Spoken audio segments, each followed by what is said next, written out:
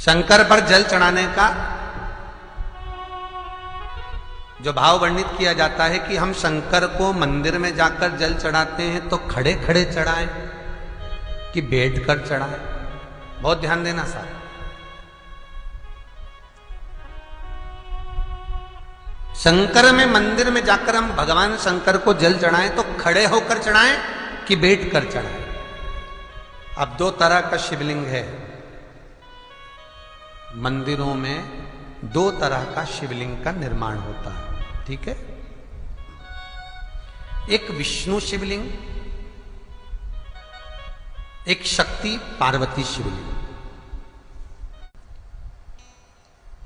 दो तरह का शिवलिंग मंदिरों में होता है, दो तरह का शिवलिंग मंदिरों में होता है, समझ लेना बहुत अच्छी तरह से। एक शिवलिंग वो होता है जो जमीन पर डायरेक्ट जलाधारी रहती है, शिवलिंग रहता है, ऐसी जलाधारी पूरी की पूरी, और शिवलिंग जमीन पर रखा रहता है, भूमि पर रखा रहता है, डायरेक्ट जमीन पर।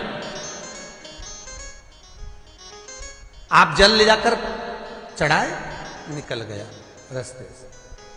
एक शिवलिंग जो जमीन पर डायरेक्ट शंकर भगवान की जलाधारी और शिवलिंग रखा रहता है, वो शक्ति शिवलिंग कहलाता है।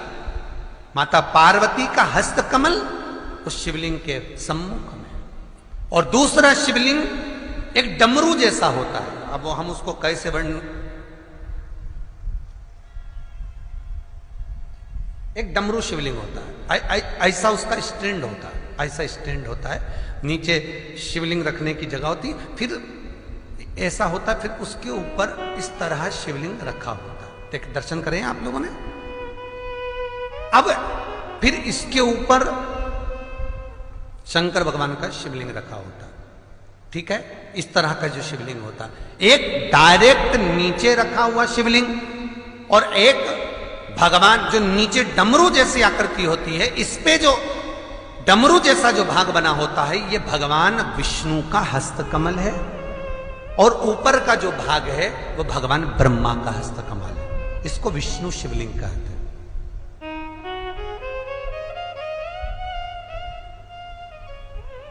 इसको हरीश्वर महादेव भी कहा जाता है। कौन सा महादेव कहते हैं?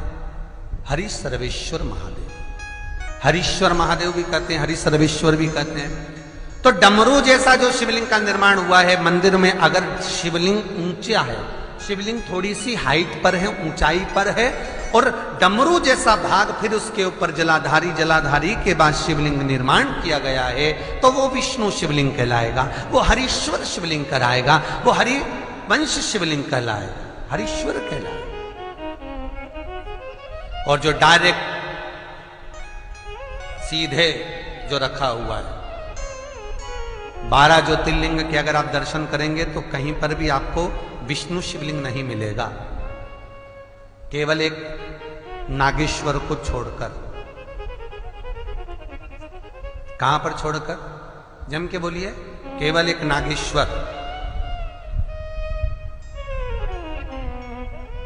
नागेश्वर को छोड़कर बाकी के जितने 12 ज्योतिर्लिंग में शिवलिंग के दर्शन करोगे सब शक्ति शिवलिंग मिलेंगे, सब जमीन पर। आप जितने भी देखेंगे, काशी का देखेंगे, महाकालेश्वर देखेंगे, तो डायरेक्ट जमीन पर जलाधारी बनी है महाकाल बाबा की, डायरेक्ट जमीन पर बनी है, कोई ऊंचाई नहीं है, डायरेक्ट जमीन पर, फिर शिवलिंग है। ओमकारेश्वर देख लीजिए, ममलेश्वर देख लीजिए, आप चाहें तो विश्वनाथ देख लीजिए, डायरेक्ट जमीन पर। सोमनाथ देख लीजिए, डायरेक्ट जमीन पर। केदारेश्वर देख लीजिए, डायरेक्ट जमीन पर। भीमाशंकर, वैद्यनाथ, डायरेक्ट। आप वैद्यनाथ जी के लाइव प्रसारण कभी चालू कर देखना, डायरेक्ट जमीन पर, डायरेक्ट। तो जितने भी शिवलिंग हैं सारे के सारे शक्ति शिवलिंग हैं। जो डमरू के भाग पर रखा हुआ है वो हरीश्वर शिवलिंग, विष्णु के हस्तकमल पर जो रखा है, तो शास्त्र कहता है आप शक्ति शिवलिंग का जब जब अभिषेक करें, बहुत ध्यान रखना अपनी जिंदगी में इस प्रसंग को श्रावण के महीने में बहुत ध्यान रखना। आपके आसपास में भी मंदिर हो तो उस पर ध्यान रखना। जो शक्ति शिवलिंग हो उस पर जब भी जल चढ़ाना तो बैठकर चढ़ाना, बैठकर चढ़ाना। शक्ति शिवलिंग पर जब भी जल चढ़े, भले शिवलिंग कितना भी ऊंचा हो, कितना भी ऊंचा हो, तो संघी से चढ़ा दो, पर जल बैठ कर चढ़ाइए। भले शिवलिंग ऊपर है, पूरा तरह से हाथ नहीं पहुंचा, जैसे सोमनाथ जी में अब शिवलिंग कितना बड़ा है, महाकालेश्वर का शिवलिंग कितना बड़ा है, तो उसको तो बैठकर स्नान नहीं करा सकते। भले शिवलिंग कितना भी ऊंचा हो, पर अगर भूमि टच है, शिवलिंग अगर भूमि टच है, शक्ति शिवलिंग है, तो भले आधा शिवलिंग नहाए, आधे पर पानी जाए, पर बैठकर ही स्नान कराया जाता है। और महाराज यदि हरीश्वर शिवलिंग है, अर्थात भगवान विष्णु के हस्त कमल पर, ब्रह्मा के हस्त कमल पर यदि शिवलिंग है, तो वो शिवलिंग का जब भी स्नान कराएंगे, अभिषेक कराएंगे, पूजन कराएंगे, तो खड़े होकर ही करना है। और खड़े होने का भी तरीका होता है, दोनों चरण बराबर में रखकर कभी भी शंकर भगवान के शिवलिंग का स्नान नहीं कराया जाता। महाराज दोनों चरण बराबर रखकर, अगर हरीश्वर शिवलिंग है, किसी मंदिर में शंकर को जल चढ़ाने के लिए आप गए हो और शंकर को जल चढ़ा रहे हो, तो हरीश्वर अगर शिवलिंग है तो दोनों पांव बराबर रखकर नहीं, एक सीधा चरण थोड़ा सा आगे रखिए और उल्टा चरण थोड़ा सा पीछे रखकर भगवान शंकर का जलाभिषेक करने पर लक्ष्मी जैसे अपने चरण रहते हैं, भगवान शंकर उसी तरह से लक्ष्मी को दौड़ाते हुए अपने घर में प्रवेश करा। लक्ष्मी भागती हुई, अगर जो पुष्टि मार्ग से जुड़े होंगे, जो भगवान ठाकुर जी की सेवा करते हैं, पुष्टि मार्ग से जुड़े हों, श्रीमद वल्लभाचार्य जी से, वल्लभ कुल बालकों से जिनका ब्रह्म संबंध हुआ है, ऐसे अगर जीव हैं, वैष्णव जीव हैं, तो वो दर्शन करते होंगे ठाकुर जी, यमुना जी और महाप्रभु जी का। तो कैसा दर्शन करेंगे? श्रीनाथ जी का दर्शन करेंगे तो दोनों पांव श्री जी बाबा के, मेरे ठाकुर जी के बराबर पर है, नाथ द्वारा वाले श्री जी बाबा के, गोवर्धन नाथ जी के दोनों पांव चरण बराबर।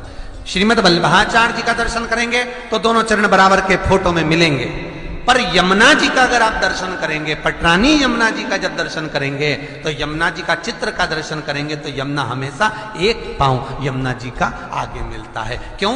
जो वैष्णव ठाकुर का दर्शन करे, श्रीमद वल्लभाचार्य जी के अनुसार भगवत चर्चा करे, उसके यहाँ यमुना भक्ति निरंतर प्रवेश करती जाए, इसलिए भागता हुआ चरण, दौड़ता।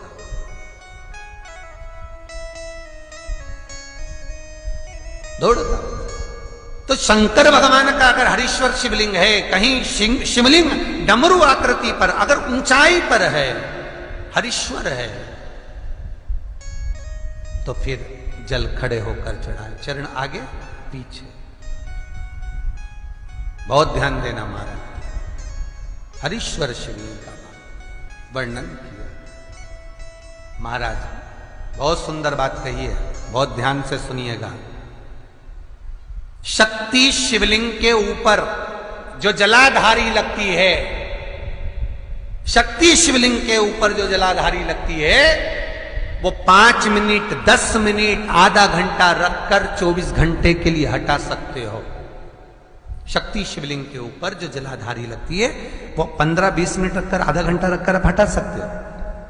पर हरीश्वर शिवलिंग के ऊपर भगवान विष्णु के हस्त कमल पर जो शिवलिंग का निर्माण आपको भी वर्णन किया, अगर वो शिवलिंग है तो उस पर जलाधारी अगर लगी है, तो कम से कम 5 घंटा, 8 घंटा तो जलाधारी को रखना पड़ेगा ही। बहुत ध्यान दीजिए महाराज।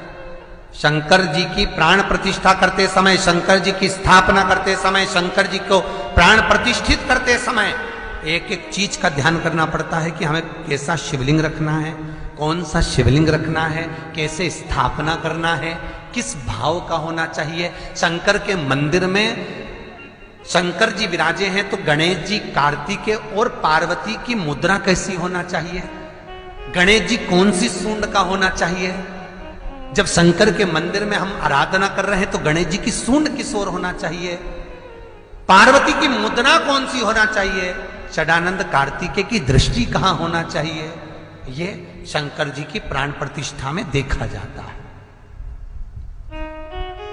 केवल मूर्ति वाले ने बाजार में मूर्ति बनाकर बेच दी और तुम गए हमें शंकर जी का परिवार दे दो, हमारे मंदिर है छोटा सा, मैं वहां प्रतिष्ठा करना है। तुम बाजार में गए और शंकर जी का परिवार लेकर आ गए, शंकर जी लिया, कार्तिकेय लिया, पार्वती जी लिया, गणेश जी लिया और स्थापना करवा दी पंडित जी से। और बाद में बोली हमको थोड़ी कष्ट हो रहा है, हमको थोड़ी तकलीफ हो रही है, कहीं ये हम जब से लाए इससे तो नहीं हो रही, कहीं इससे तो नहीं, गलती तुम्हारी है। तुम तो बस गई और लेकर आ गई। यहां तक शिव महापुराण की कथा कहती है कि तुम्हारे घर की मूर्ति जितनी पुरानी होती है उतना सुख देती है। आपको पहले भी कथा में कहा, दिया और मूर्त पुरानी होगी चलेगी।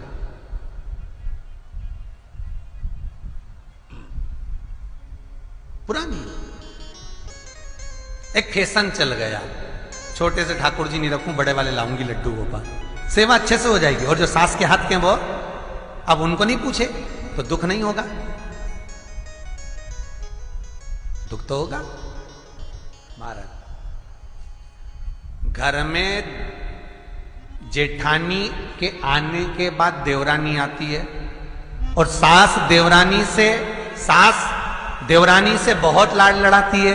छोटी बहू है, ले साड़ी पहन ले, ये ले रकम ले, ये ले हैं। सास जब छोटी को बहुत कुछ करती है तो जेठानी का जीवड़ा जलता कि नहीं जलता? बोला तो सही, थोड़ा बहुत तो लगे, बताओ हमको तो कभी नहीं करा, हमको तो ऐसा कर ही नहीं, हमको तो ऐसा कर ही नहीं। उसी तरह आप नए भगवान लेकर आ गए, नई ठाकुर जी लेकर आ गए और छोटे ठाकुर जी पहले के हैं।